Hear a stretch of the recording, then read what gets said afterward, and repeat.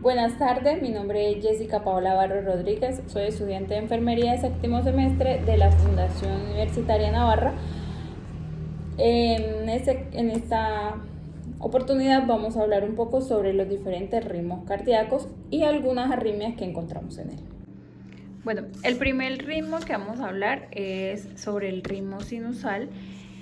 Vamos a hablar de este ritmo cardíaco normal, que podemos decir que es normal, que manejan como tal pues las personas sanas, ¿no? Lo podemos identificar más que todo en estos pacientes. Y pues para identificarlo es importante tener en cuenta tres criterios y pues como tal saber identificar las ondas como tal que podemos encontrar en una actividad eléctrica. Por ejemplo, la onda P, el complejo QRS y la onda T. Entonces, los criterios que debemos tener en cuenta para identificar un ritmo sinusal son tres. Ese como tal, el primero es tener en cuenta que las ondas P, es una onda P, acá encontramos otra, 1, 2, 3, 4 ondas P podemos identificar en este ejemplo que tenemos. Entonces es importante tener en cuenta que ellas, o uno de los criterios que debemos tener en cuenta para identificar un ritmo sinusal, es que las ondas P deben tener una misma morfología.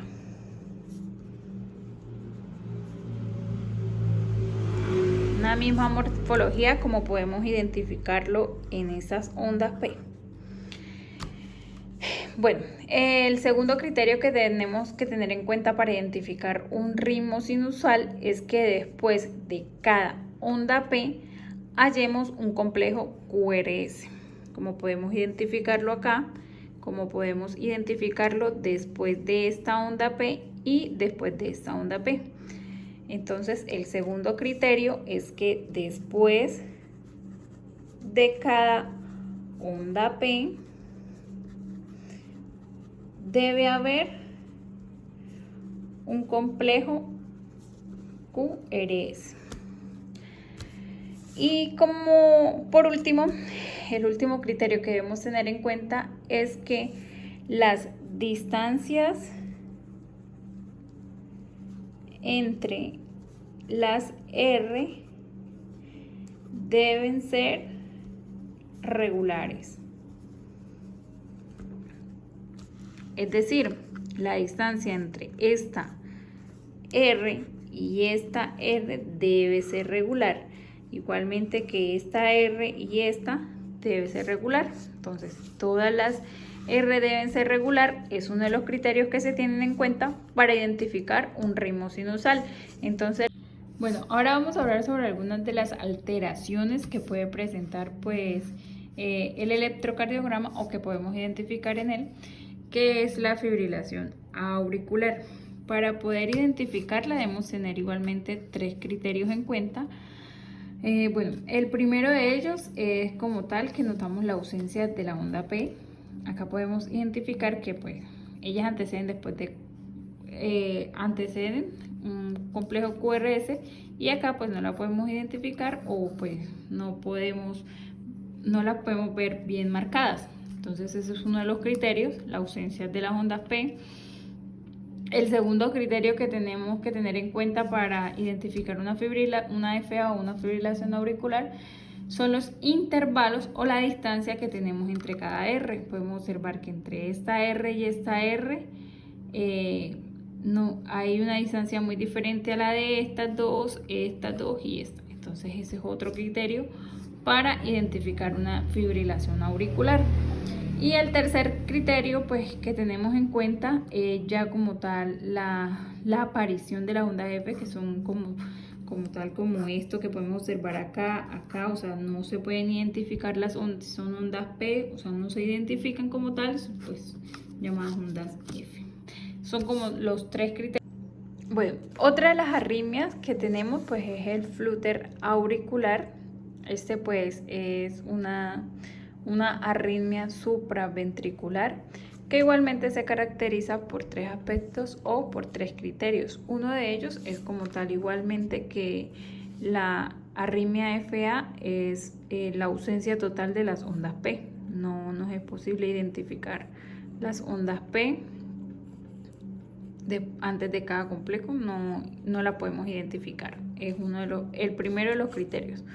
Otro de los criterios, como mirábamos anteriormente en la FA, las R eran irregulares, en este caso van a ser regulares. Podemos identificar la misma distancia entre cada una de ellas, entre las R. La misma distancia, entonces decimos que las R son, en este caso, regulares. Las R. Y el último criterio es, pues como tal, igualmente la aparición de las ondas F o los dientecitos de sierra, que son estos que podemos identificar acá. No, como tal, no se les identifica ninguna forma, si son ondas P o qué. Entonces a estas se les llaman las ondas F o dientes de sierra.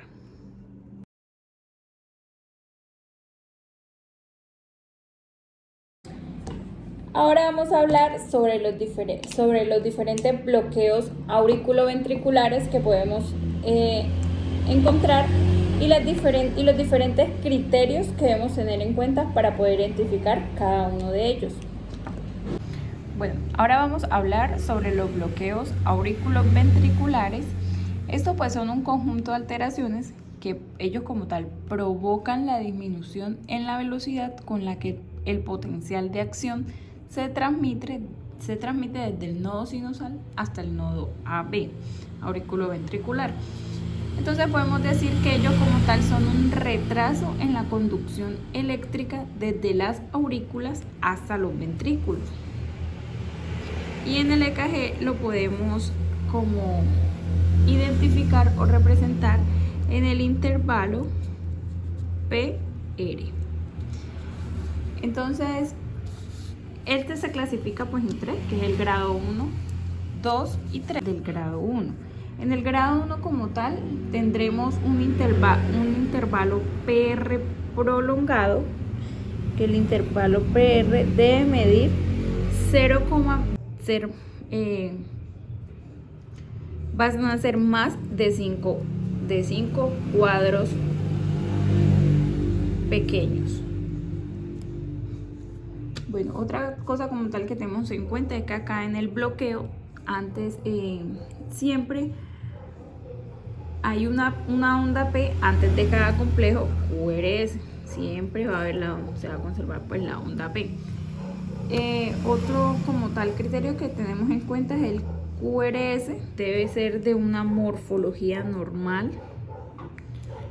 Y el intervalo RR sigue siendo regular.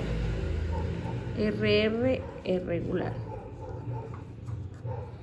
Este es el bloqueo de AB de primer grado. Bueno, continuamos con el bloqueo AB grado 2. Esta diferencia del 1 pues se subclasifica en 2, que es el MOVIX 1 y MOVIX 2. Cada uno de esos bloqueos pues tiene sus características respectivas. El MOVIX 1 entonces se dice que entonces es una PR que se va prolongando progresivamente. Acá podemos observar ella cómo va el intervalo PR, cómo va aumentando progresivamente. Otra de las características es que el PR va como aumentando progresivamente hasta que aparece una P bloqueada, que en este caso es esta P que encontramos acá. Una P bloqueada o una P que no conduce. Y ese fenómeno pues es que se le llama Weckenbach. Bueno, entonces los criterios como tal que tenemos para definir o para identificar un MOVIX 1 es pues que el intervalo PR se prolongue progresivamente, encontremos la P bloqueada y que después de el complejo PR que sigue después de la P bloqueada o de la P que no conduce es que sea el más corto del ciclo, como podemos observar en este electro. Y pues entonces como tal ya también vamos a encontrar acortamiento de los RR. En el bloqueo AB MOVIX 2, este, a diferencia del MOVIX 1, no presenta aumento progresivo de los intervalos PR hasta el aparecimiento de una onda P bloqueada. En este caso, pues esta onda P va a ser la única onda P bloqueada por ciclo. Entonces, bueno, los criterios que tenemos que tener en cuenta para identificar un MOVIX 2, un bloqueo AB MOVIX 2, es que el intervalo PR va a ser constante antes y después de la onda P bloqueada o no conducida. Y también vamos a tener pues la presencia de una onda P por ciclo. Solamente vamos a tener una sola onda P bloqueada.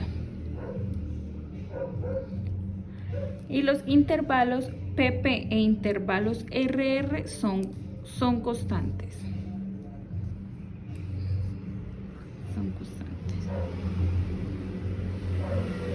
Por último, vamos a hablar sobre los bloqueos auriculoventriculares de tercer grado.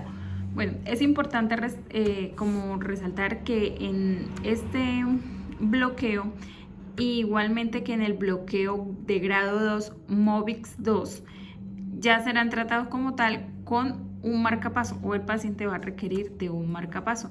En el grado 1, pues estos serían manejados pues con atropina.